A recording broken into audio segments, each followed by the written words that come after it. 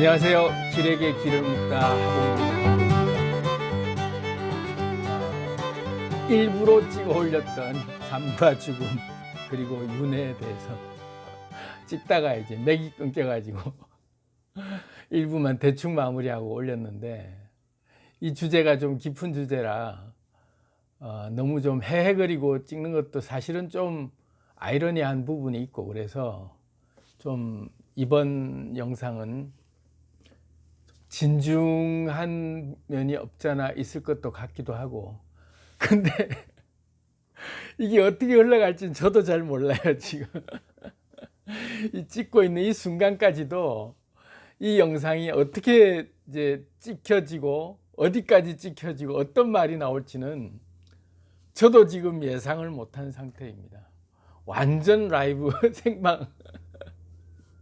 근데 이걸 찍기 전에 아까 한 편을 먼저 찍어서 어머니들께 고함해서 이제 올려놓은 오프닝을 한번 이렇게 가볍게 워밍업 한답시고 했고, 이걸 찍어 보려고 작정을 했는데 주제가 무겁다 보니까 이게 제 마음속의 눌림이라 그럴까요? 이 알을 깨고 나와야 되는 부분들을 그냥 쫙 펼쳐내는 게 에너지 흐름이 제가 그냥 확 굉장히 어떤 중압감이라 그럴까, 그게 꽉 눌러오면서 한참을 이렇게 쭉 가라앉은 상태로 묵상을 했어요. 얘기의 주제에 그거를 어떻게 풀어가서 말씀을 드려야 내 잘났다라고 죽음을 나는 깨달았고, 무슨 뭐 다 해탈할 경지까지 이러더라고. 자랑질 해야 되고, 무슨 아는 체 하는 게 절대 의미가 없잖아요. 그런 걸 얘기 백날 해봐야 그런 건 의미가 없고, 이 얘기를 같이 나누는 제 친구들, 우리 구독자 여러분들이 이 영상을 보면서 자신의 삶 속에서 어떤 느낌을 서로 공유할 수 있는가가 제일 중요하기 때문에, 내가 나는 이런 걸 알고 있고 천국이 이런 것이다, 지옥이 이런 것이다, 죽음 이유가 이런 것이다, 이런 걸 얘기하는 거는 다 쓰잘데없는 얘기라고 저는 생각을 해요. 그렇게 표현을 좀 먼저 드리고 싶고, 앞번에 제가 올린 영상에도 유튜브 좀 아시는 분들은 다 아실 텐데, 노란 딱지라 그래갖고 달러 표시에 노란색 딱 붙어 있는 것들, 그건 수익 창출에 문제가 있다. 제 영상 어디가 그런 건지 잘 모르겠는데, 어쨌든 좀 심각한 주제를 얘기하거나 욕설이 들어가거나 하면 좀 경고성 그게 붙는 것 같아요. 조금 조심해서 이제 얘기를 해보려고 합니다. 이 주제는 좀 깊은 주제입니다. 죽음을 얘기하고 있기 때문에 누구도 죽음을 가볍게 그냥 이렇게 무슨 장난처럼 다룰 수 있는 문제는 아니잖아요. 한번 살다가 가는 인생의 죽음이라는 것이 굉장히 두려운 문제인데, 이 두려움을 너무 장난처럼 얘기하면 공감대가 가지도 않을 뿐더러 삶을 굉장히 또 우습게 볼 수 있는 여지도 있고 하기 때문에 좀 진중하게 접근할 필요가 있습니다. 근데 또 무겁게 얘기하면 얘기가 또 너무 가라앉기 때문에 참 그걸 맞추는 게 제 스스로 그래서 홍역을 한번 치르고 지금 찍는 겁니다. 오늘도 마음속에 굉장히 홍역을 한번 치렀어요. 먼저 서두에 이제 그걸 밝혀드리면서 오늘 얘기 삶과 죽음 그리고 윤회에 대해서 2부 이제 시작하도록 하겠습니다. 다시 밝히지만 이 영상은 길이가 얼마짜리가 될지, 이 영상이 마무리될 때까지 오늘 제가 마라톤으로 한번 달려보려고 해요. 중간중간에 이제 어떤 방해가 와서 무슨 경비실 무슨 관리실 무슨 멘트가 나오거나 무슨 초인종으로 택배가 오거나 뭘 어쩐다 해도 그냥 다 무시하고 집중해서 오로지 제가 카메라만 바라보면서, 오늘은 카메라 앞에 있는 제 친구들도 무시하고 오로지 내 영혼과 마주 대하는 그런 마음으로 그냥 한번 쏟아내 보려고 합니다. 삶과 죽음 그리고 윤회에 대해서 먼저 이제 윤회에 대해서 뭐 이렇게 다들 설이 많잖아요. 심지어 기독교에 밝혀지지 않는 책, 그 기존 기득권의 종교라고 얘기하는 기독교, 천주교 뭐 이런 러시아 정교회 뭐 이런 각종 그 예수 관련된 종파들에서 경전으로 인정하지 않는 그런 가장 오래된 경전이 있습니다. 그 경전이 도마복음이라고 하는 경전이 있어요. 그 파피루스 문서라고 그래가지고 무슨 양가죽 이런데 적어놓은 원시 시대 복음서죠. 그 복음서에도 보면 도마라고 하는 제자가 그 기록한 책이다 해서 도마복음이라고 표시되어 있는데 누가 쓴 건지에 대해서는 정확하게는 안 나와 있죠. 근데 도마복음이라고 저자가 돼 있고 도마가 예수께 직접 들은 말만 적은 것이 도마복음이거든요. 그래서 도마복음에 대해서 강연을 하시는 분들이 꽤 많이 있어요.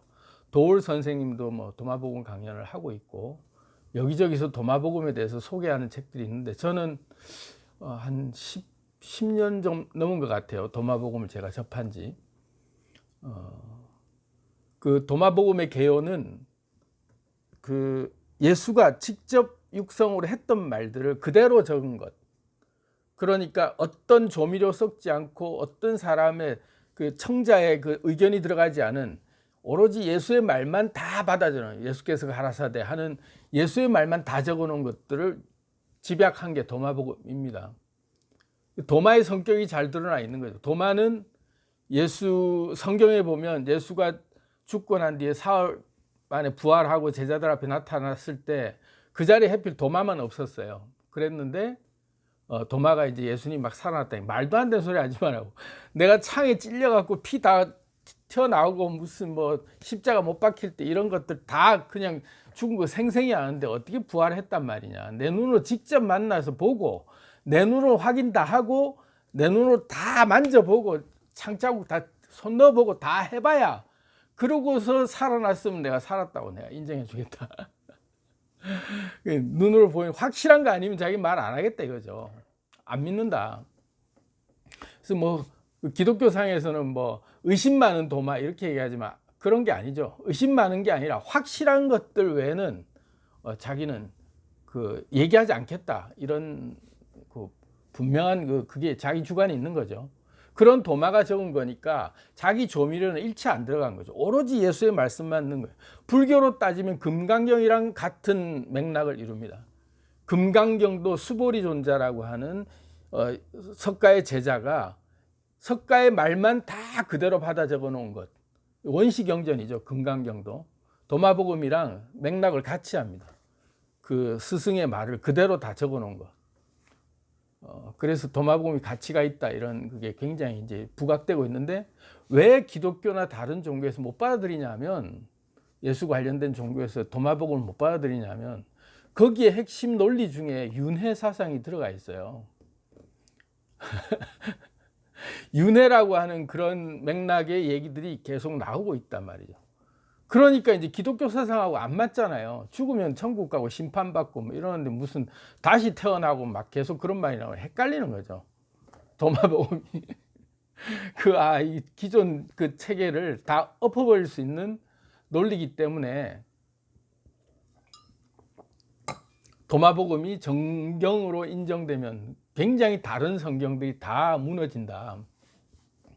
그래서 도마복음을 못 받아들이고 있어요. 지금도. 뭐 그런 얘기를 지금 이제 서두에 좀 꺼내 드립니다. 그래서 이제 얘기를 쭉 다시 이제 해보자면 이것은 제 혼자 깨달은 그 진리가 아니고 위대한 성현들이라고 얘기하는 이 세상에 와서 깨달음을 얻고 이 세상의 수많은 사람들에게 진짜 진리가 뭔지 그 갈급해하는 영혼들에게 참 빛, 참 길을 보여주고 싶어하는 깨달음이 깊은 사람들이 다 한 말이죠. 그래서 그 맥락이 다 통하는 말입니다. 노자도 그렇고 석가도 그렇고 예수도 그렇고 종교적으로 위대한 성자 반열에 들어가 있는 그런 위대한 스승들은 다 같은 얘기를 하고 있죠.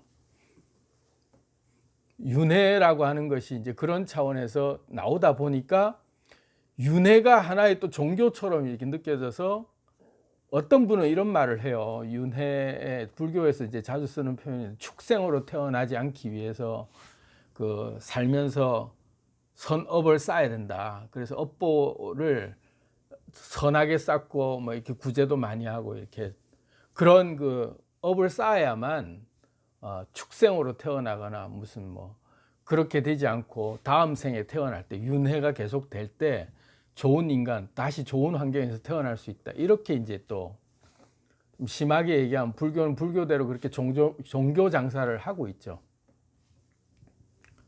제 말에 이 뉘앙스를 하나하나 가지고 시비를 걸려고 작정하면 다 시비거리가 될 수 있어요. 그래서 제가 분명히 이 영상을 찍으면서 다시 그 선전포고를 하는데요. 제 말을 가지고 시비를 거시거나 악플을 달고 싶어서 종교적 논쟁을 하고 싶은 분들은 그냥 네 세상 가서 놀아. 네가 떠들고 싶은 곳에 가서 네 스스로 네가 얘기하면서 네 세상에서 네가 만들어. 네 주장하고 싶은 건 나는 내 주장하고 싶은 내 세상에서 내 얘기를 하고 있는 거야. 그러니까 각자 세상에서 놀자고 나하고 코드 안 맞으면 나한테 와서 막 떠들지 말고 네 세상에 가서 네 식대로 떠들어. 그리고 네하고 맞는 친구들하고 놀고 그렇게 각자 세상에서 각자대로 살자고. 내 생각 그냥 얘기할 테니까 다시 경고합니다. 그런 분들이 혹시라도 안 맞아서 불편하면 안 보시고 나가시면 돼요. 그리고 댓글을 달거나 해서 만약에 반대 의견을 강하게 개진해서 인격 존엄을 무시하고 막 들이대는 분이 있으면 가차없이 제가 차단 누르고 지워버릴 겁니다. 내 생각을 얘기하고 있는 거죠. 내 생각을 얘기할 뿐이다. 하지만 이 내 생각은 위대한 스승들이 다 한 말들이다. 그것도 종교 장사 하려고 하지 않는 스승들, 자기 당대는 어떤 조직도 갖추지 않고 그냥 막 퍼주기만 하다가 자기 실리도 못 챙기고 모함당해서 죽기도 하고 그런 사람들이 다 한결같이 깨우치라고 얘기하고 간 말들을 자세히 들여다보면 다 이런 말들이다 라는 거죠. 그러니까 뭐 선업을 많이 쌓아서 무슨 뭐 봉헌도 열심히 11조 열심히 바치고 무슨 부처님 오신 날 무슨 등도 막 많이 달아야 되고 무슨 절 짓는데 기와장 몇 개 헌금 뭐 해야 되고 그런 업을 쌓아야만 다음 생에 무슨 좋은 환경에서 태어나고 그게 면제부를 팔아먹고 그거 가지고 종교 장사하는 게 아니면 뭐란 말이죠? 그게 종교 장사예요. 그들이 무슨 권력으로 무슨 능력으로 지들이 기와장 몇 장 사주고 무슨 연등 몇 개 더 달아놓으면 좋은 세상 간다고 무슨 그렇게 썰을 푸나요? 지들 배불리려고 하는 거지. 그렇게 해서 윤회가 내가 좋게 태어나는 게 아니라는 걸 제가 이제 반박을 하기 위해 왜 제가 막 가라앉고 콱 눌렸냐 하면 이런 것들을 제가 깨야 되기 때문에 이런 것들하고 싸워야 되기 때문에 제가 이제 눌리는 거죠. 왜? 공격을 하는 만큼 공격 당할 수 있거든요. 성경이 그런 말을 했어요. 비판을 받지 아니하려거든 비판하지 말라. 그런 말을 했기 때문에 이제 제가 이런 그 영상 올 때 무거운 거예요. 비판당할 각오를 하고 이제 이 영상을 찍을 생각을 했고 그렇지만 비판을 하려고 덤벼드는 사람들은 제가 차단을 할 거예요. 차단을 할 거고 지워버릴 거고 비겁해서가 아니라 그런 에너지가 잡것이 이렇게 섞여서 내 온전한 내 에너지를 내고 싶은 것에 희석되기 싫으니까 자기 세상 가서 놀아라 이거죠. 그거는 물론 다른 곳에서 공개적인 곳에서 그렇게 또 막 제가 싸운다라기보다도 어떤 논쟁을 하는 날이 언젠간 또 오겠죠. 종교적인 어떤 지도자들과 제가 격렬한 논쟁을 할 때가 올 수도 있겠죠. 근데 저는 그때가 만약에 온다면 예수랑 똑같이 행동할 거예요. 예수가 기득권 종교 지도자들하고 한판 붙어가지고 다 뒤집었고 막 독사의 자식들아 그러고 막 그렇게 깽판 치고 막 밉보였죠. 완전 미우틀 제대로 박혀가지고 그 기득권에 의해서 제거당해서 죽잖아요. 결국은 모든 수치를 다 당하면서 그냥 죽어요. 네가 왕이냐 하고 막 뺨 때리고 막 채찍 맞고 빨가벗긴 채로 그냥 막 수도 없는 수모를 당하게 하면서 죽여버리죠. 제일 비참하게 건방진 자식 이러면서 그냥 죽여버리죠.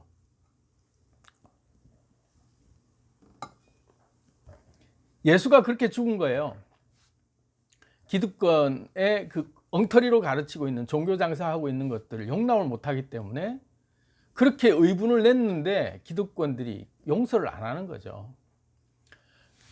근데 제가 지금 이제 작정하고 찍기로 했잖아요. 그래서 제가 몇 시간이고 오늘 찍을 거예요. 그리고 맨날이라도 한번 꺼낸 얘기 뿌리를 뽑겠다 하는 마음으로 제가 이제 지금 이제 달려들었는데 하다 보면 이제 제가 핸드폰으로 찍고 있기 때문에 저게 이제 33분인가 지나면 자동으로 탁 이제 다음 넘어가면서 잠시의 인터벌이 있으면서 탁 끊기더라고요. 그러면서 이제 또 다시 이제 쭉쭉 넘어가는데 저 저장 장치가 뭐 다 할 때까지 또는 제 배터리가 다 돼서 꺼질 때까지 한번 해보려고 합니다. 그리고 다시 또 그때까지도 다 안 되면은 충전해서 다시 또 하고 해서 제 오늘 에너지가 좀 이렇게 쏟아 나오는 때까지 좀 해볼 테니까 한번 서론이 너무 긴데 어쨌든 한번 덤벼볼 생각입니다. 죽음에 대해서.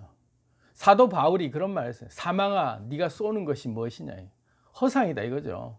사망이라는 것을 정면으로 이제 조롱했죠. 죽음에 대해서 조롱을 하면서 이제 덤비는 거죠.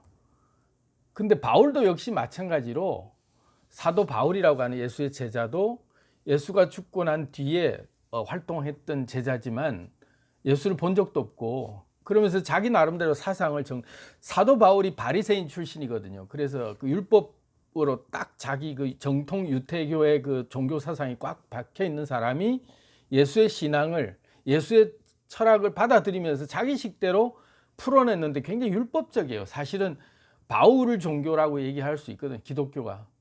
그래서 그것도 살짝 경계해야 돼요. 오늘날 기독교는 바울교라고 해야 돼요. 예수교가 아니고 바울이 만든 종교다라고 해도 과언이 아니에요. 그렇지만 바울이 한 말로 인용을 하면 바울도 허투루 예수의 진리를 깨달은 게 아니니까 바울도 바울 나름대로 이 예수의 사상을 정립했단 말이죠. 정립하는 순간 사실은 그게 저백이 되는 거죠.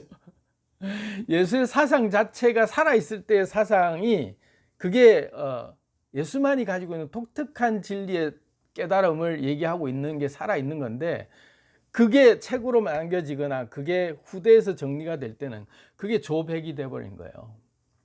술찌꺼기 같이 돼버리는 거죠. 어쨌든 자 오늘 막 그냥 막 편하게 합시다 그냥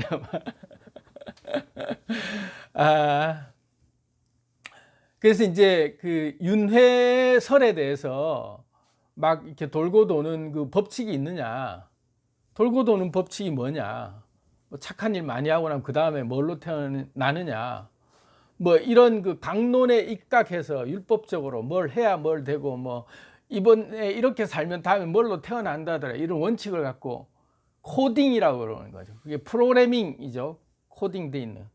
그게 어떻게 설계되어 있는지는 사실은 아무도 몰라요. 그죠?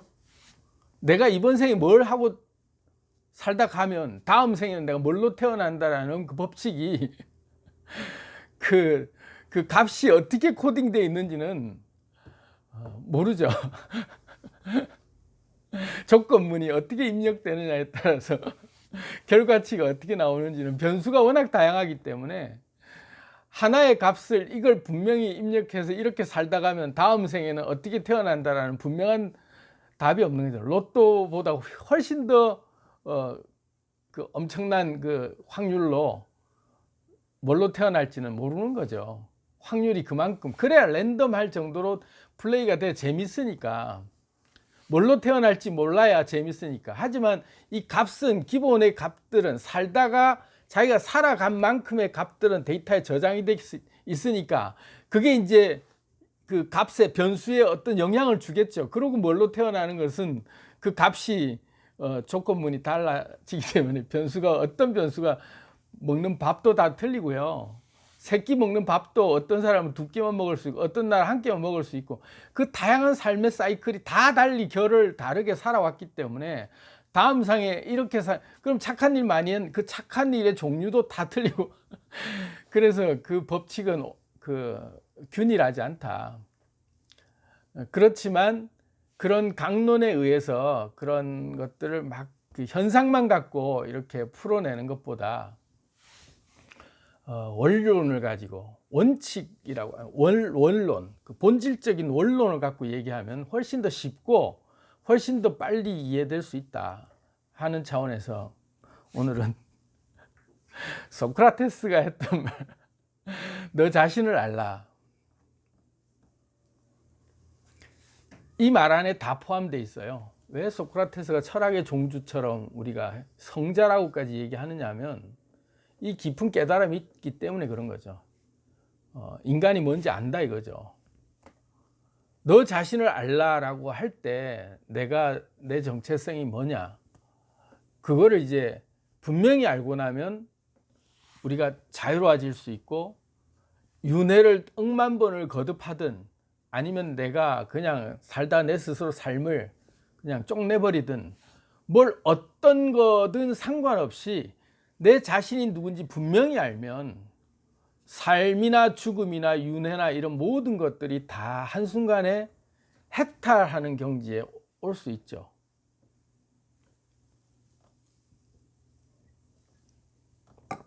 그럼 니는 해탈했냐? 그렇게 말하는 니는 해탈했냐? 이렇게 여쭤볼 수 있는데, 해탈을 했지만 이 세상을 살만한 내 나름대로 이번 생에 와서 이걸 깨달아 가면서 내 나름대로 이루고 싶은 내 욕망, 내 욕구가 있기 때문에 그거를 이제 한번 저지르다가 가는 게 내 이번 생에 나의 그 미션이죠. 그래서 저지르고 가는 거죠. 근데 깨달았다고 해서 무슨 막 아주 거룩한 채 하고 막 세상에 뭐 음식도 막 다 이상한 것만 딱 세상 사람들이 뭐 안 먹는 거 뭐 이런 것만 먹고 뭐 그러면서 행동도 다르고 말도 다르고 다 다르게 보이느냐. 지극히 필부처럼 그냥 아둥바둥 하면서 불안해하고 막 짜증내고 막 화내고 막 그렇게 그냥 아주 평범하게 그 살다 갈 수밖에 없어요. 그렇게 살아야 되는 게 맞는 거고, 인생 오롯이 자기가 받은 그 유전자의 그 코딩대로 그대로 살다가 그냥 가도록 이번에는 만들어져 있는 그대로 사는 게 제일 멋진 답인 거죠. 그래서 해탈했다고 무슨 뭐 특별하게 무슨 신선처럼 무슨 날아다니고 얼굴에 늘 광채가 풍기면서 다니는 게 아니라는 거죠. 그냥 일반인들은 똑같이 살다 가는 거죠. 그리고 심지어 나도 한 번씩 착각이 헷갈려 해가면서 그러고 살다 가는 인생인 거죠. 궁금해 하시는 분들이 예수가 공생애 시작할 때 40일 동안 광야에 나가서 금식 기도를 했다. 그래서 그 사탄에게 이끌려 시험을 받으셨다. 이런 이제 구절이, 유명한 구절이 있잖아요. 예수가 하나님 아들인데 왜 40일간 시험을 당했을까? 왜 40일간 금식을 했을까? 궁금하지 않으세요? 그런 거가 왜 그러냐면 예수도 자기 정체성이 헷갈리는 거예요. 깨달아 놓고도 아씨 내가 지금 하나님 아들 맞나? 끊임없는 자기 헷갈리는 정체성의 의문을 반복해가면서 삶을 그대로 받아내는 거죠. 죽을 때까지 그럴 수밖에 없어요. 깨달았다 해도. 왜? 오락가락 하거든. 정신이 왔다가 정신이 들어왔다 나갔다 한단 말이에요.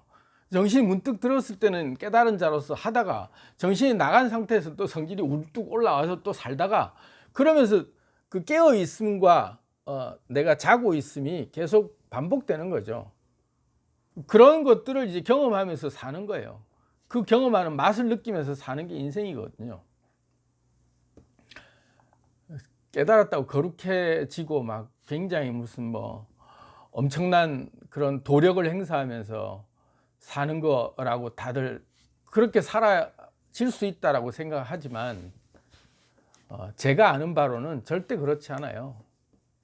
아무리 다 깨달아서 그렇다고 제가 다 깨달은 거 아니라고 제가 분명히 이제 선언을 하지만 깨달으면 깨달을수록 정말 일반인 같아져요. 평범한 사람처럼 점점 더 그렇게 살 수밖에 없는 걸 자기 스스로 받아들이게 돼요.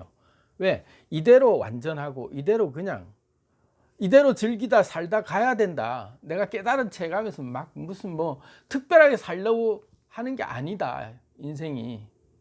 그걸 아는 거죠. 그러면서 그냥 필부처럼 살다 가는 그 인생을 고스란히 즐기다가 사는 맛을 그걸 아는 자만이 깨달은 거죠.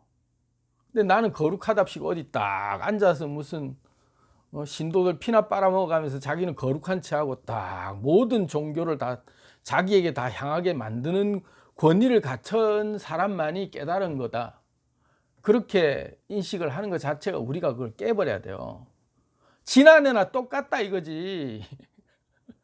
니하고 나하고 다를 게 뭐야 하고 똑같다 이거예요. 똑같다. 너나 나나 네가 뭐 대단하냐. 네가 무슨 엄청난 거룩함을 깨달아고 네가 무슨 뭐라고 하지? 그 세상을 다 구원할 듯한 네 무슨 그런 니한테는 그 본능이 있느냐. 니나 나나 똑같은 거 아니냐. 그렇게 볼 수 있어야 된다는 거죠. 누구나 다 정말 깨달은 자일수록 정말로 위대한 깨달음을 얻은 자일수록 정말 별 것 없는 하잘 것 없는 인간처럼 살아낼 수 있어야 돼요. 예수도 살아생전에 계속 그 기득권자들이 예수한테 욕한 게 뭔지 아세요? 저거는 그 범죄자들이랑 같이 지내는 그런 아주 쓰레기다 이렇게 표현을 해요. 왜? 창녀나 무슨 이것도 심의에 걸리겠다. 어쨌든 그런 그 세상에 버림받고 세상에 마이너들 그런 애들하고만 논다 이거죠. 그들의 친구다 이거죠. 그들과 친구다 이거. 그들 수준 정도에서 놀고 있는 애다 이렇게 그냥 딱 그 정체를 그냥 정의를 내려버리죠. 왜? 거룩한 것들 막 이렇게 막 해봐야 그거 다 가짜라는 거 알거든. 그냥 삶을 그 민초들이 살아가는 그 고스란히 아픈 것들을 다 그대로 느끼면서 같이 울고 같이 예수 막 도망 다니고 그래요. 동네에서 막 돌팔매질하면서 막 때려 죽이려고 그러니까 야 튀자 이러고 제자들하고 도망 다니고 길거리 지나가다가 밀밭을 지나가면서 몰래 막 밀 비벼갖고 막 훔쳐먹고 배고프니까 그렇게 그냥 노숙자처럼 살아간 거예요. 자유인처럼. 그러니까 아주 그 격이 없이 살아가는 사람이죠. 예수가 거룩하다고 무슨 굉장히 날아다니면서 무슨 얼굴에 광채를 비춰가면서 똥도 안 싸고 아무것도 안 하는 그런 사람처럼 산 거라고 생각하는데 안 그래요. 정말로 일반 범죄자들 같은 그런 남들이 거들떠도 보지 않는 그런 버림받은 사람들 무리 속에 섞여가지고 그냥 거칠한 그 농담도 그냥 내뱉어 가면서 그냥 술 한잔 퍼무어서 가면서 그냥 살아가는 얘기 하다가 그냥 그렇게 친구들 대주고 그러고 있다가 간 게 예수예요. 어디 특별한 데 앉아갖고 맨날 강론만 하다 간 게 아니라는 거예요. 위대한 깨달음을 얻은 사람들은 그게 진짜 삶이라는 걸 알기 때문에 그렇게 살다 간 거죠. 좀 다른 데로 자꾸 가는데 그래서 이제 윤회 얘기를 할 때 이렇게 어떤 법칙이 중요하냐, 뭘 어떻게 살면 다음에 뭘로 태어나느냐 방법론을 좀 이렇게 착착착착 얘기해서 이렇게 살아야 된다 하고 막 나한테 오면 내가 다 가르쳐 줄게 하고 막 수강료 얼마 받고 그런 짓거리 하는 것들하고는 상종하지 말고 소크라테스가 얘기했듯이 네가 누군지를 알라 이거지. 네가 누군지만 알면 끝난다 게임은. 네가 누군지만 정확하게 알고 나면 다 끝난다. 그래서 이제 본질적인 얘기를 제가 이제 하려고 합니다. 네가 누군지 아는 것. 네? 제 지금 기가진이가 또 대답하고 있잖아요. 라이브입니다. 살아있는 라이브.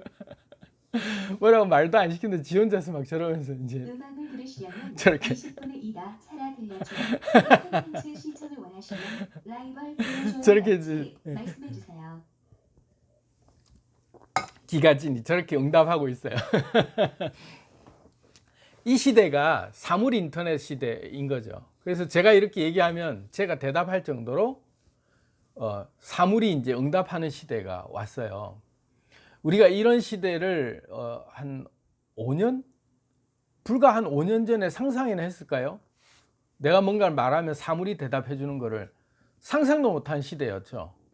그리고 조금 있으면은 차가 자율주행을 하면서 나는 가만히 있는데 사람도 없는 상태에서 내가 원하는 목적지까지 태워주면서 차하고 쌍방통행할 수 있는 시대가 올 거라고 우리가 상상이나 했을까요? 모든 분야별로 문명이라고 하는 게, 물질 문명이라는 게 천지개벽이 일어나고 있는 시기예요. 지금 시기가 문명이 개화되다 못해 개벽되고 있는 시기거든요. 우리 이 시점에 이제 정신을 번쩍 차리고 한번 둘러봐야 돼요. 이제까지 살아왔던 우리의 그 패턴들이, 우리의 선조들이라고 얘기하는 우리 어머니, 부모님 세대까지만 해도 완전 아날로그 세대였죠. 근데 지금 제 나이 때 정도만 해도 아날로그와 디지털이 반반 섞여가는 시대고, 우리 자식 세대는 거의 디지털 세대예요. 그리고 우리 자식의 자식 세대는 완전 디지털 세대로 바뀌어가고 있죠. 태어나서부터 핸드폰 정말 잘 만져요. 기가 차 어린아이들 막 뭐 가르쳐 주지도 않아.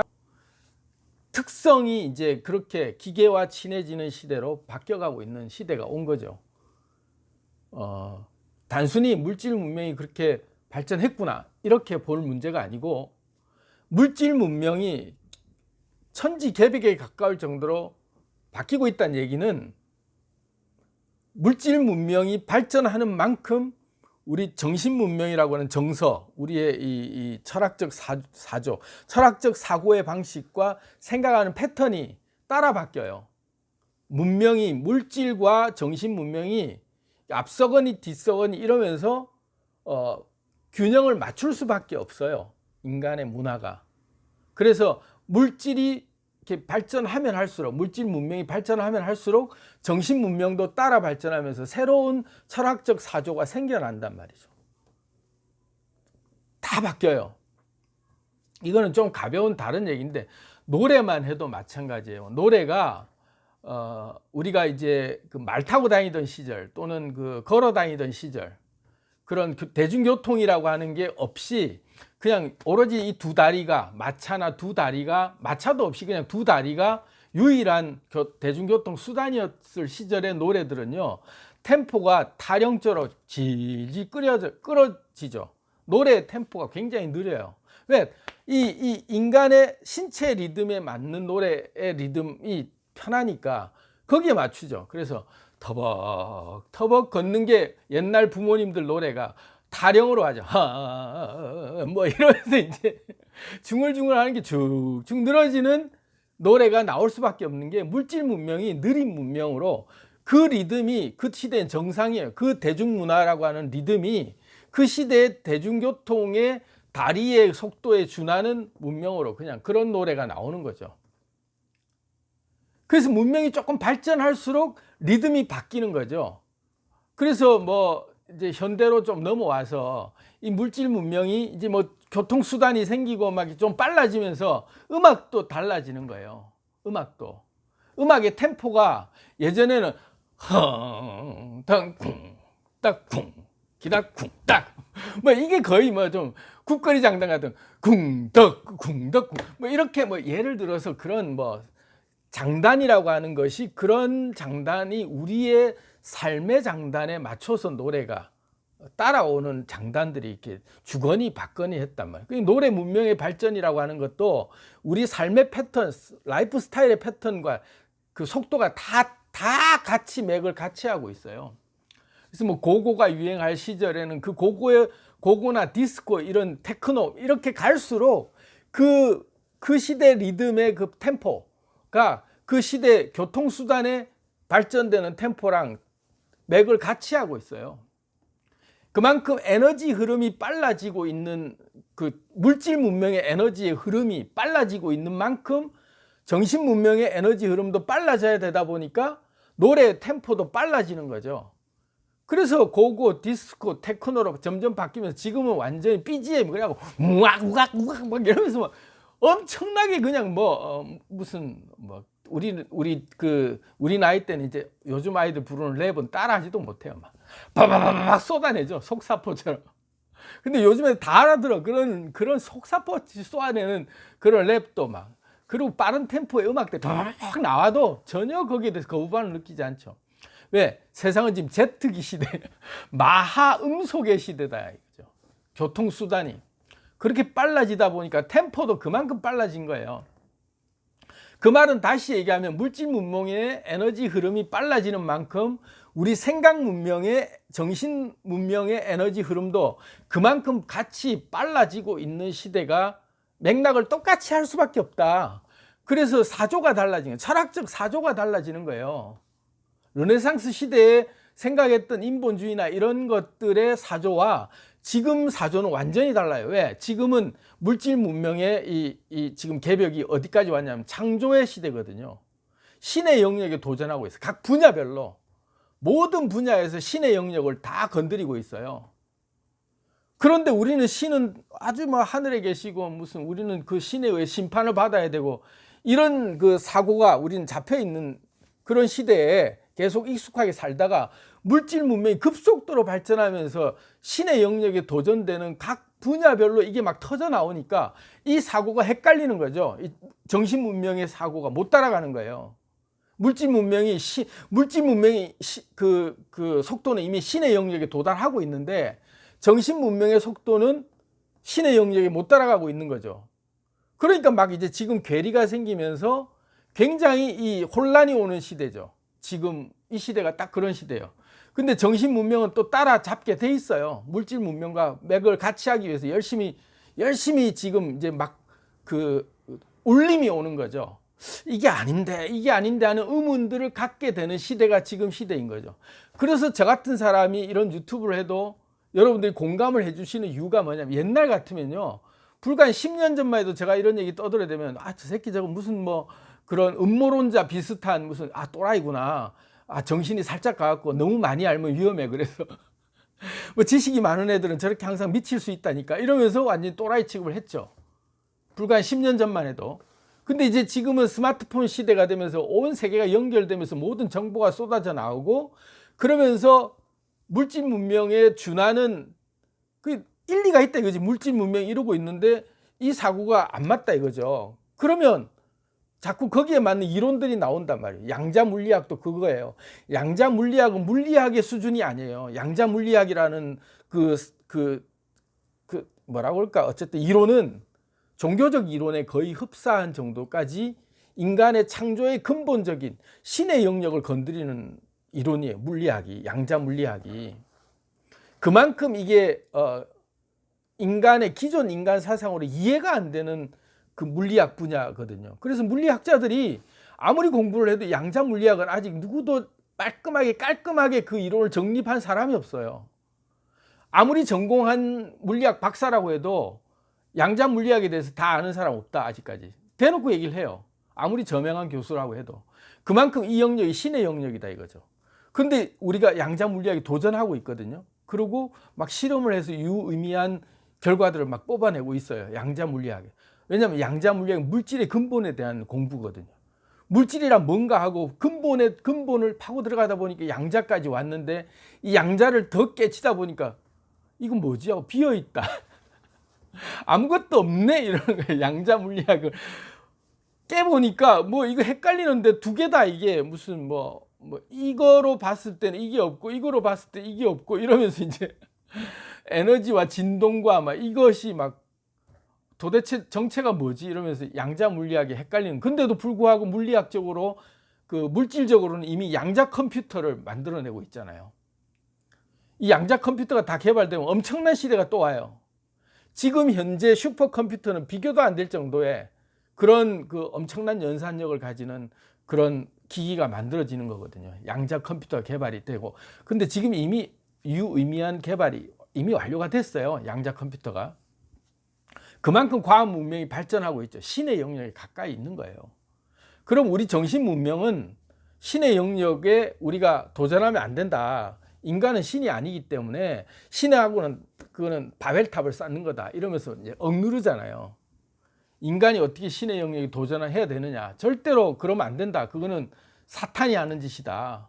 바벨탑을 쌓으면 안 된다. 이러는데 우리 속성 자체가 이제부터 본격적으로 얘기를 드리자면 우리 자체가 신이기 때문에 우리가 하나님의 형상을 따라 지음을 받았다. 성경으로만 얘기하면 그렇게 논리를 보면 우리 자체가 하나님의 형상이라는 얘기는 우리가 하나님의 아바타고 우리는 하나님의 아바타라는 얘기는 하나님 자체의 분신이고 하나님의 생기가 들어왔다는 얘기는 하나님의 생명이 하나님의 생기가 우리와 함께하고 있다는 얘기는 우리가 신의 상태에서 우리 하나님이라는 존재가 내 몸체에 로그인해서 움직이고 있는 거거든요. 그렇게 따지면 그러면 나란 정체가 뭐냐 했을 때 우린 신이라는 얘기죠.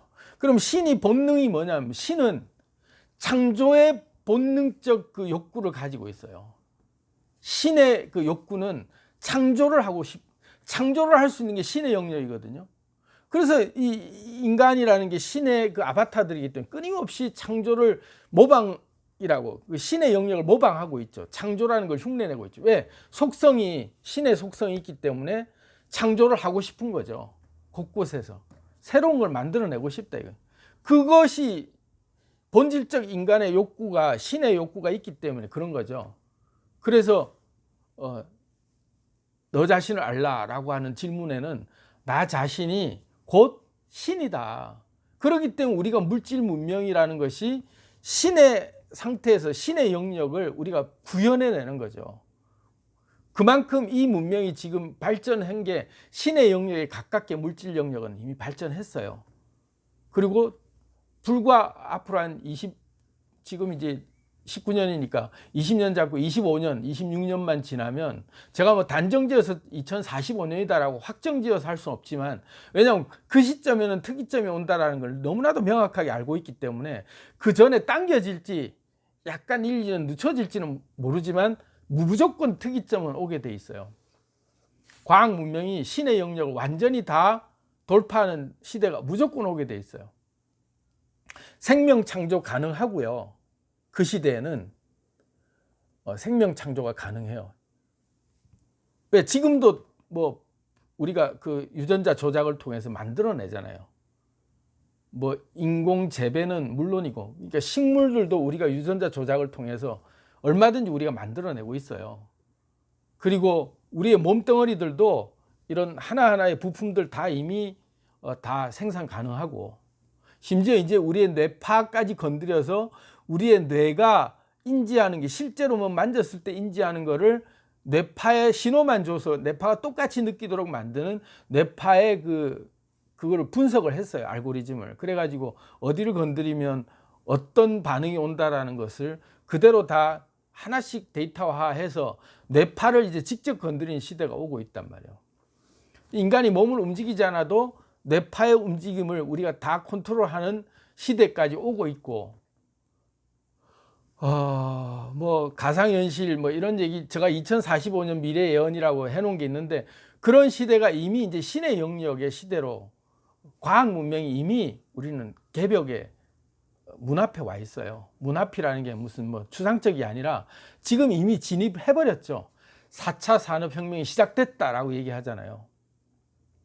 이게 과학 문명이 한 분야별로 터져 나갈수록 그 개화, 꽃이 팍 한 곳에서 피면 필수록 이 꽃의 영향 때문에 딴 데서도 그거에 대한 소스를 가지고 계속 접목하면서 엄청난 시너지가 나면서 전 분야에 전방위적으로 팍 피어나는 게 특이점이 오는 시대거든요.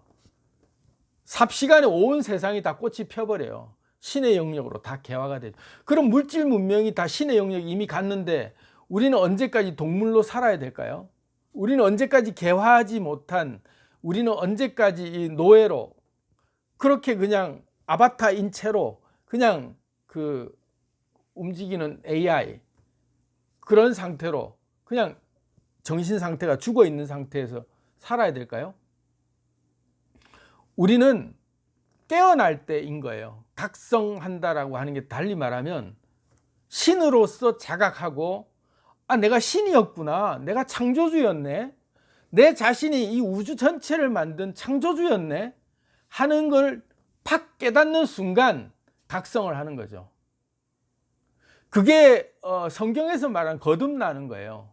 내가 누군지 진짜 알고 잠에서 번뜩 깨어나는 거죠. 잠에서 깨어나는 거예요.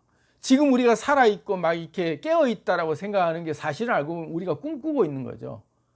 우리가 몽롱한 상태에서 가상현실 세계 속에 우리가 꿈꾸고 있는, 막 체험하고 느끼고 있는 이 생생한 이 느낌 뭐지 하는 이 느낌 자체가 우리가 꿈꾸고 있는 세상인 거죠. 그냥 꿈꾸고 있는 가상현실 세계 속에서 꿈을 꾸고 있다가 문득 정신이 들어가고 잠에서 번뜩 깨면 꿈을 깼다 그러잖아요. 현실 속에서 꿈을 깨는 것이 내 인식이 딱 자각되는 순간 내가 누군지 분명히 알고 나는 이 세상 속에 있지만 내가 만든 세상 속에 내가 로그인해 있네, 내 자체가 신이었네 하고 정신이 번쩍 돌아온 순간 꿈을 깬 거예요. 그래서 장자가 얘기했죠. 호접지몽이라고. 내가 너무나도 나비가 돼서 날아다니는 이 느낌이 생생해서 깨고 나서도 그 느낌을 잊혀지지가 않는 느낌이 있는데, 그러고 보니까 그 나비일 때의 그 자체가 난지 깨고 난 다음에 이 꿈을 꾸고 있는 것이 현재가 이게 꿈인지 헷갈린다 이거지. 그게 장자의 호접지몽이에요. 굉장히 그게 깊은 철학적 의미를 내포하고 있는 거죠. 네가 누군지 알아라. 넌 지금 꿈꾸고 있다. 넌 지금 네가 만들어 놓은 세상 속에 아바타로 들어와서 네가 로그인해서 게임하고 살고 있는데, 알고 보면 로그인해서 게임을 한다라고 만들어 놓고 너는 지금 네 의식은 잠시 간데없고 꿈꾸는 상태로 자율주행 모드로 살도록 막 해놓으면서 네가 누군지도 모르고 살고 있는 그 상태로 네가 몽롱하게 꿈속을 헤매고 있었다. 니는 지금 꿈꾸는 중이야. 네 현실이 아니야. 넌 지금 꿈꾸는 거야.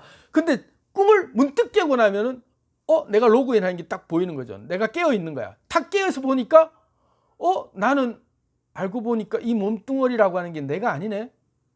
나는 내 본체라고 하는 이 거대한 우주의 기운이라고 하는 전체의 본질적 존재였구나. 그럼 이 몸뚱어리는 뭐지? 난 지금 게임하고 있지. 내가 만든 세상 속에 내가 게임하고 있는 중이지 하고 문득 깨어났을 때 그게 거듭나는 거예요. 깨어나는 거죠. 꿈에서 번뜩 깨면서 현실을 자각하는 거죠. 현재의 나를 그러면 나라는 존재라는 게 이 몸뚱어리가 내가 아니라는 게 딱 이제 인지가 되는 거죠. 그래서 제가 일부에 바닷물, 파도, 또 강물과 강, 나무와 나뭇잎 이런 예를 이제 하나씩 들면서 일부에서 끝났잖아요. 그게 이제 뭐냐면 본질적 나를 아는 거죠.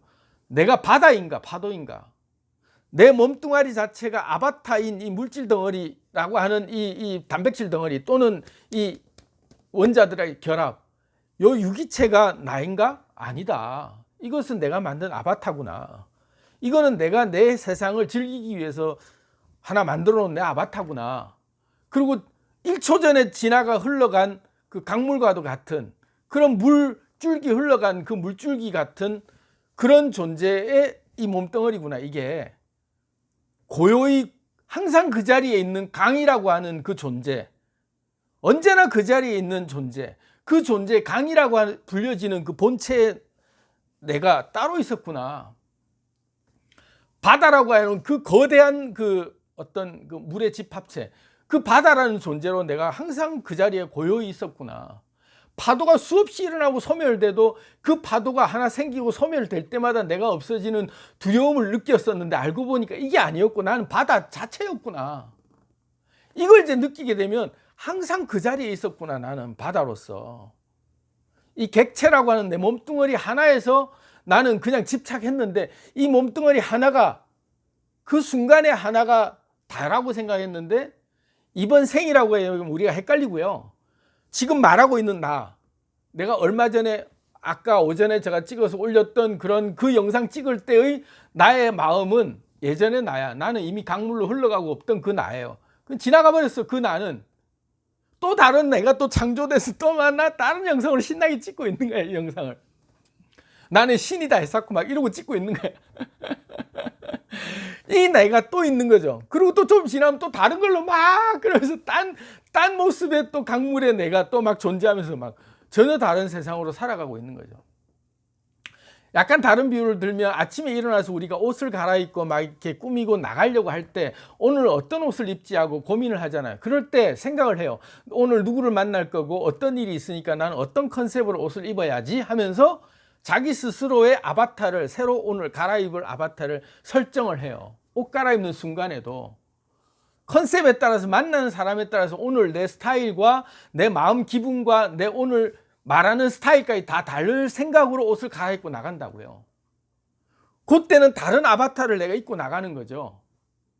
그 순간은 딴 사람이에요. 내가 인터넷에 로그인 했을 때 로그인하는 그곳에서 댓글을 달고 싶어. 근데 악성 댓글을 달고 싶어. 그럴 때는 내가 익명으로 들어가서 막 욕 퍼붓고 나오잖아요. 그때 나는 다른 나야. 근데 딴 데 가서 막 착한 댓글 달고 싶을 때는 또 다른 나야. 수시로 다른 내를 창조해내면서 수시로 다른 내가 강물 흘러가듯이 수시로 다른 내가 파도처럼 만들어졌다가 소멸되는 과정을 우리는 수없이 경험하고 있는 거예요. 아침에 일어날 때마다 새 사람으로 우리는 옷을 갈아입고 있다니까요. 새로운 기분이라는 말은 새 사람으로 우리는 항상 거듭나면서 항상 우리는 새로운 인물로 우리 스스로를 창조하면서 항상 새로운 파도를 만들어내고 살아가고 있어요. 그게 게임하는 맛인 거죠. 창조주가 로그인해서 오늘은 이 맛으로 살아볼까 이러면서 이 캐릭터로 오늘 살아가는 거예요. 혹시 제가 이제 느낌이 딱 와서 그런데 유튜브에 제가 이렇게 차단하고 이렇게 삭제한 그 유저들이 있어요. 그럼 이분은 이제 좀 모르겠지만 내 영상을 못 보는지 보는지 그걸 잘 모르겠어요. 근데 만약에 차단돼서 못 들어온다면 진짜 내 영상이 보고 싶고 이놈 뭔 얘기 또 하는지 궁금하다 했을 때는 딴 아이디로 로그인을 할 거 아니에요. 그죠? 딴 아이디로 로그인해서 내 채널 들어와서 보고 싶겠죠. 왜? 내가 그 아이디로 들어오지 마 하고 막았으니까. 그러면은 딴 아이디로 들어와가지고 로그인을 했는데 똑같이 그 짓거리 하면서 나한테 마음에 안 드는 댓글 쓰고 있으면 내가 또 추방할 거 아니에요. 그러면 밉보이고 싶지 않으니까 이때는 막 굽신굽신하기도 하고 친한 체 하고 싶은 캐릭터로 들어올 거 아니에요. 다른 인물이 되는 거죠. 그 주체는 똑같은데 들어오는 순간 다른 인물을 입고 들어온 거예요. 우리는 그렇게 살고 있다는 거죠. 계속 다른 아바타를 우리가 입고 있다는 얘기를 달리 표현하면 새로운 파도로 우리는 계속 만들어지고 소멸되는 거에 대해서 1도 거기에 대해서 미련을 갖지 않으면서 우리는 항상 새로 만들어내는 즐거움 속에 살고 있는 거죠.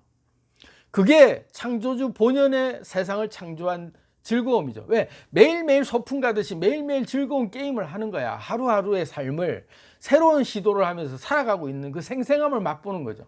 그래서 내가 슬플 때나 암울할 때나 정글방적이고 나를 정말 죽이고 싶을 정도로 미워질 때조차도 이 맛을 즐기자라고 하는 게 제가 살아있음을 노래하자라는 위의 영상인 거죠. 그게 살아있다 이거죠. 내가 창조주로서 살아있는 이 내 아바타 입고 온 이 순간은 그걸 만끽하자 이거죠. 그렇게 살다 가는 거예요. 내가 누군지 아는 것. 내가 누군지 아는 것이 진정한 나 자신이 정체를 아는 거예요. 그죠? 내가 이 육체라는 이 껍데기만 입고 있는 게 내가 아니었구나. 본질적인 나는 따로 있었구나. 그럼 이 본질적 나는 종교에서 얘기하는 것, 그리고 철학적으로 이제까지 많은 사람들이 얘기했던 건 다 무시하고 그냥 그런 거 다 제껴놓고 딱 그냥 내 본능의 느낌만 가지고 얘기를 해보자고요. 그냥 내 속에서 그냥 부인하지 못하는 느낌들, 그것만 갖고 딱 놓고 보자고요. 나는 누구지 했을 때 아직도 여기에 대해서 뭔가 이렇게 탁 확신이 안 오시는 분들, 이 영상을 이렇게 탁 보고 듣고 깨달아지는 순간이 와요. 그게 이제 크리티컬 포인트 같이 그 에너지가 어느 정도 이렇게 찼을 때 조금만 건드려줘도 탁 꽃이 피거든요. 봄 되면 불과 하루 전까지만 해도 안 피던 꽃이 한순간에 펴버려요. 여름에서 가을 넘어갈 때요, 지독하게 푹푹 찌는 여름, 그 에어컨 없이는 살 수 없는 그런 정도로 더운 여름이었다 쳤는데 딱 하루 만에 마치 히터 끈 것처럼 기온이 싹 바뀐 거 혹시 느끼셨어요? 삽시간에 바뀌죠. 기온이 삽시간에 바뀌어요. 마치 한여름에 에어컨 안 틀고 있다가 에어컨 튼 것처럼 삽시간에 기온이 확 바뀌는 거예요. 하루 만에. 희한하죠? 하루 만에 바뀌어. 이상하게 영원할 것 같은 여름날이 딱 하루 만에 확 바뀐다니까. 기온이. 그러면 그게 달리 얘기하면 에너지 기운이 순환이 될 때는 한순간에 확 바뀌는 것처럼 느껴져요. 근데 그게 때가 차면 확 바뀌는 거죠. 근데 때가 차지 않았는데 억지로 바꾸려고 그러면 한겨울에 내몰아 갖고 꽃 피우라고 막 노가다 시킬 때 그 헛고생, 제 가지고 있는 그림 중에 부질없는 희생이라는 액자, 이렇게 러시아에서 사온 그림이 하나 있는데 부질없는 희생을 하는 거죠. 한겨울에 꽃을 벌판에다가 피우라고 그렇게 내몰아 보세요. 꽃이 피는지. 부질없는 희생을 하는 거죠. 그 부질없는 공력을 막 들여서 억지로 봄이 오게 할 수는 없다. 때가 되면 핀다 이거죠. 피지 말라 그래서 곳곳에 만발하듯이 꽃은 피게 돼 있어요. 그래서 물론 이제 그 노력, 내가 이 진리에 대해서 목말라 하고 갈급해하는 그게 계속 쌓이고 그런 것들이 그 마음앓이라고 하는 그런 어떤 아리를, 진리에 대한 아리를 하는 게 쌓여서 어느 순간 터져 나오는 거거든요. 겨울에 무슨 내몰아서 그거를 하는 게 의미 없다 이런 얘기하고 또 반박되는 얘기일 수도 있는데, 어쨌든 그런 그게 자기도 모르게 막 거기에 에너지 쏠림이 있다가 그게 만수위가 차야 돼요. 그때 되면 제가 어떤 말을 해도 이제 다 깨우쳐지는 거죠. 아, 내가 신이었구나. 내가 하나님이었구나. 근데 그 얘기를 다 하고 있었어. 알고 보면 표현만 달리 했을 뿐이야. 부처님도 너희들은 다 부처다. 똑같은 얘기를 하고 있는 게 다 부처다. 예수님도 다 너희들 하나님의 아들들이다. 다 똑같이 하고 있는 너희는 다 신이다. 이렇게 얘기를 하고 있는 거죠. 다 같은 얘기를 하는 거예요. 다. 그러면 이제 그 시대의 사람들은 예수나 석가나 뭐 소크라테스나 노자나 이런 위대한 4대 성인들이라고 얘기하는 성자들이 했던 말들의 그 표현은 그 시대에 적합한 표현이잖아요. 그 시대에 맞는 도구들로 표현을 해서 너희들은 신이다라고 표현을 했죠. 근데 우리 시대에 맞는 표현은 달리 얘기해 보자고요. 우리 시대에는 어떤 표현이 적합한지를, 물질 문명이 이만큼 이제 발전했으니까 이 물질 문명에 대입해서 우리가 신이라는 걸 증명을 해줄 만한 논리가 나올 때가 됐잖아요. 이제 그 얘기를 막 하는 거지, 저는. 저만 하는 얘기가 아니고 이제 깬 사람들이 계속 얘기하는 말들이에요. 그 말을 달리 얘기하면 우리가 만든 세상이다라고 할 때 하나님이 세상을, 천지를 창조했다라고 얘기하는 그 우주가 창조되어 있는 세상이 있죠. 그 우주가 우리가 지금 눈에 보이는 우주다 이렇게 우리는 얘기하잖아요. 근데 그게 아니라 이제 이 얘기를 한꺼풀 벗길수록 굉장히 깊은 다른 얘기들이 많이 있어. 사실은 그래가지고 여기에 관련된 얘기를 하려면 몇 개로 쪼개도 사실은 얘기가 끝이 없을 정도로 분야가 좀 많아요. 그런데 가상현실 세계까지 얘기를 하다 보면 그런 세계조차도 다 증명이 돼요. 얘기가 되거든요. 같은 얘기가 다 말만 달랐을 뿐이지, 표현만 달리할 뿐이지 같은 얘기를 하고 있는 걸 이제 깨달을 수 있어요. 근데 제가 오늘 꼭 드리고 싶은 말씀은, 벌써 결론처럼 막 얘기하려고 목이 말라가지고, 이게 지금 커피가 이제 다 떨어져 가지고요. 물이라도 좀 먹을까?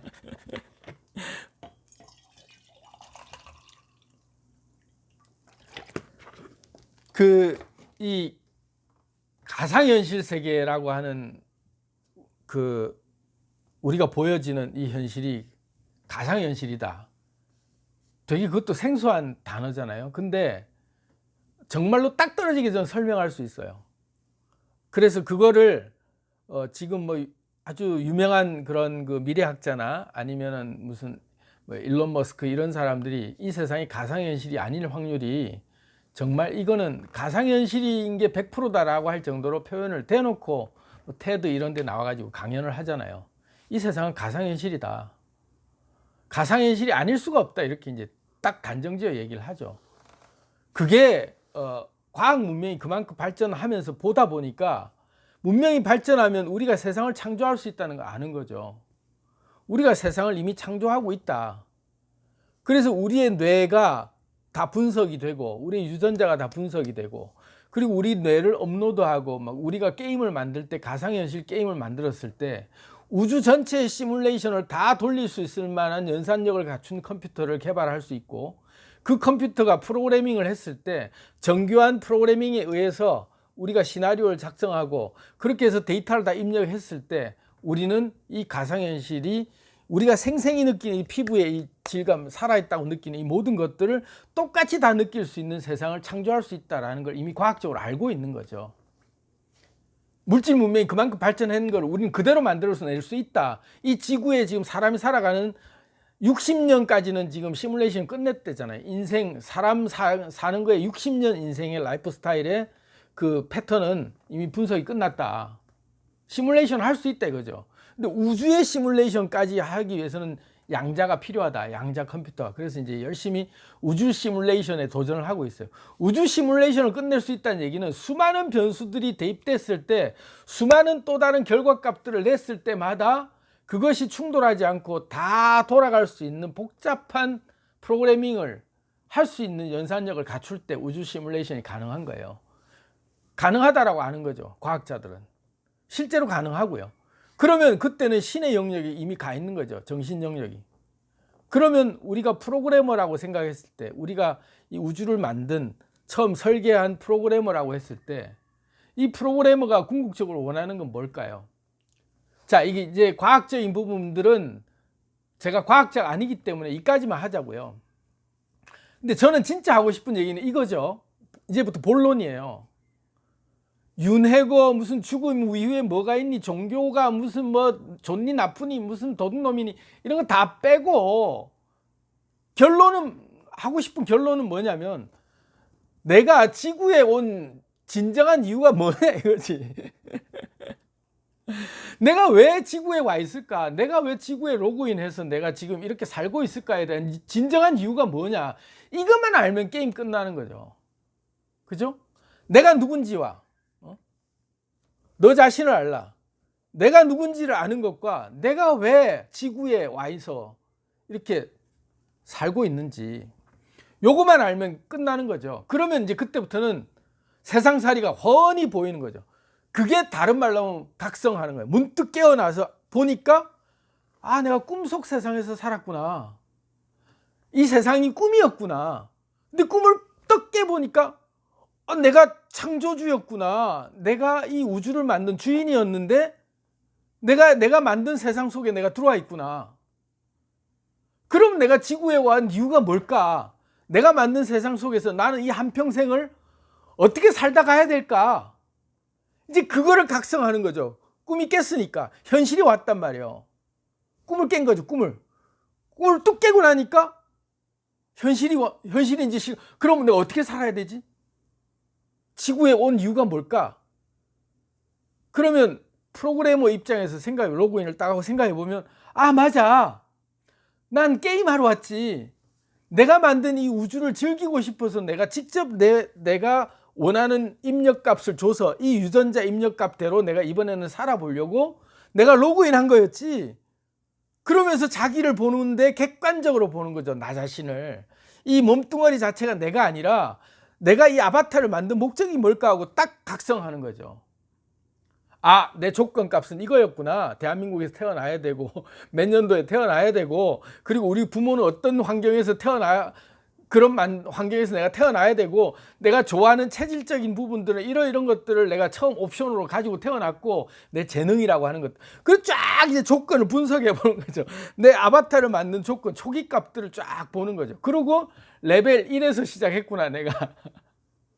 레벨 1짜리에서부터 시작해서 각성하면서 레벨 2, 3, 4 하면서 내 레벨업을 하면서 내 각성 수치가 높아지면서 신의 영역까지 내가 도달하고 싶은 그게 만렙까지 찍는 거구나.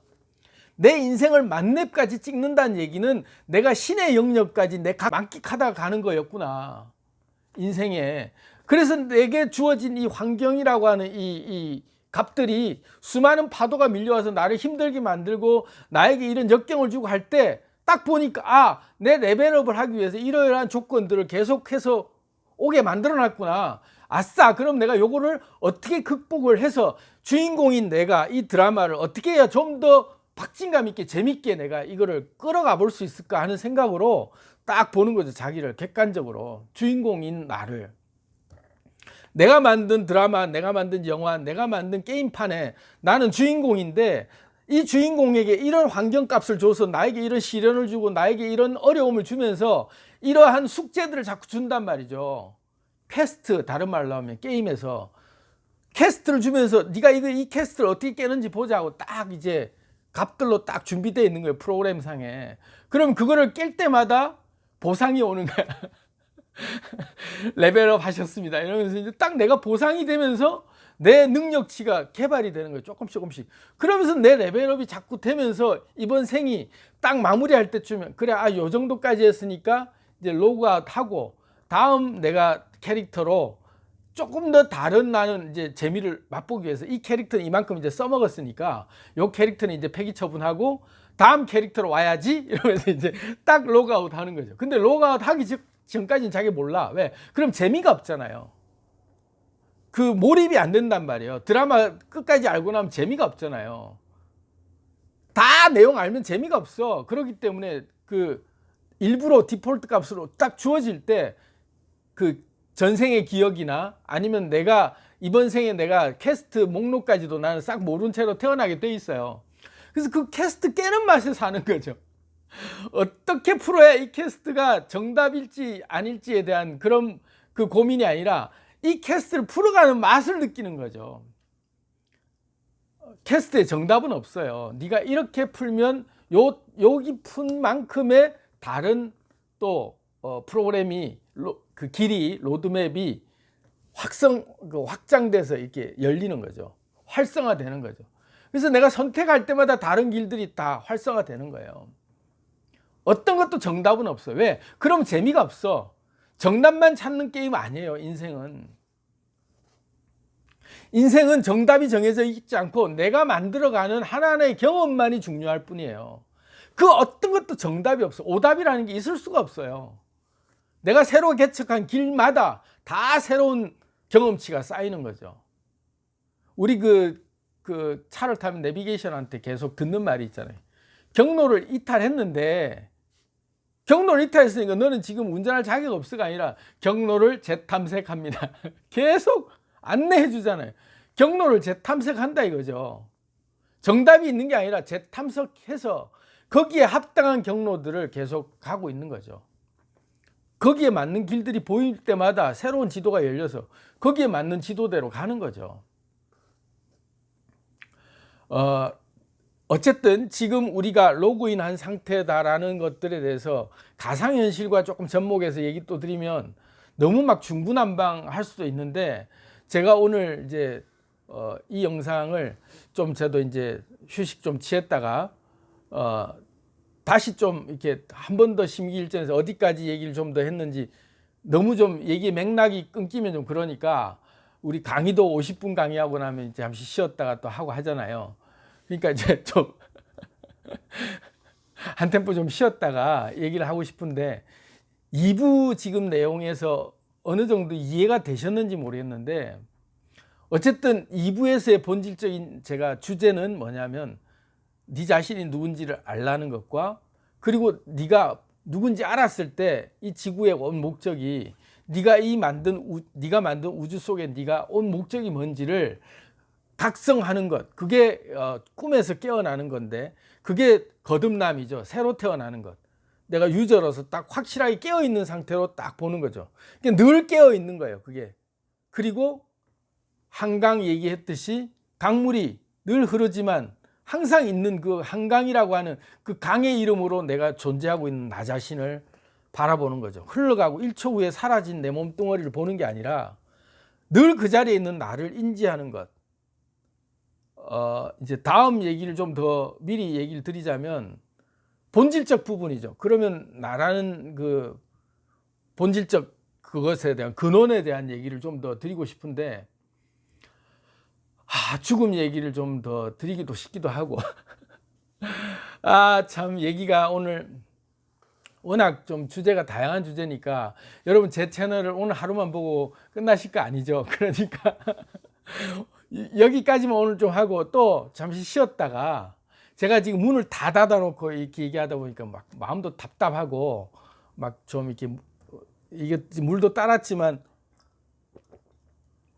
제가 원했던 어떤 스타일의 물도 아니고 그러니까 여기서 이제 잠시 환기를 시키고 분위기 좀 다시 정리해서 또 다른 어떤 그 이렇게 새로운 공기로 여러분들을 환기시킬 수 있는 다른 예제를 가지고 또 한 번 더 찾아뵙겠습니다. 2부 내용은 여기서 마무리하도록 하겠습니다. 감사합니다.